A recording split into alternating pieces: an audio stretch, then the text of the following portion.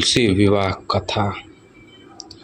देव उठानी एकादशी के पावन दिन भगवान शालिग्राम और माता तुलसी का विवाह किया जाता है। हिंदू धर्म में इस दिन बहुत अधिक महत्व होता है।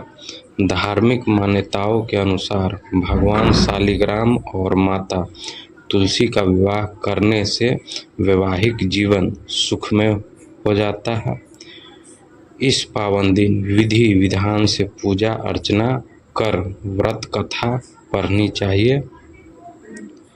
जलंधर नाम का एक पराक्रमी असुर था, जिसका विवाह वृंदा नाम की कन्या से हुआ। वृंदा भगवान विष्णु की परम भक्त थी और पतिव्रता थी। इस कारण जलंधर अजय हो गया। अपने अजय होने पर जलंधर को अभिमान हो गया और वह स्वर्ग के कन्याओं को परेशान करने लगा। दुखी होकर सभी देवता भगवान विष्णु के शरण में गए और जलंधर के आतंक को समाप्त करने का प्रार्थना करने लगे।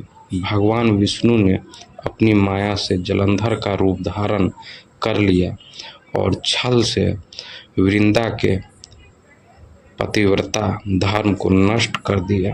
इससे जलंधर की शक्ति छीन हो गई और वह युद्ध में मारा गया।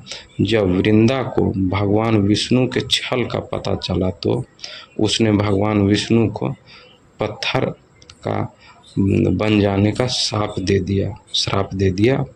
देवताओं की प्रार्थना पर वृंदा ने अपना श्राप वापस ले लिया, लेकिन भगवान विष्णु वृंदा के साथ हुए छल के कारण लज्जित थे। अतः वृंदा के श्राप को जीवित रखने के लिए उन्होंने अपना एक रूप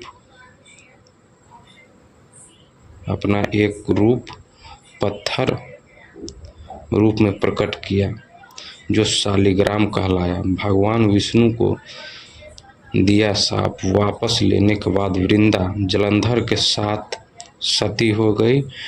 वृंदा के राख से तुलसी का पौधा निकला।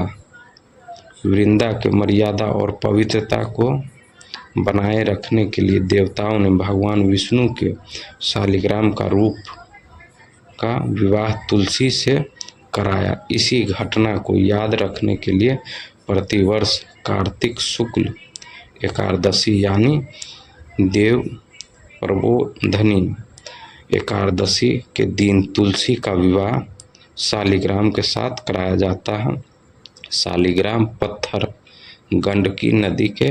गंडकी नदी से प्राप्त होता है। भगवान विष्णु ने वृंदा से कहा कि तुम अगले जन्म में मम तुलसी के रूप में प्रकट होगी और लक्ष्मी से भी अधिक मेरी प्यारी रहोगी। तुम्हारा स्थान मेरे शीश पर होगा। मैं तुम्हारे बिना भोजन ग्रहण नहीं करूँगा। यही कारण है कि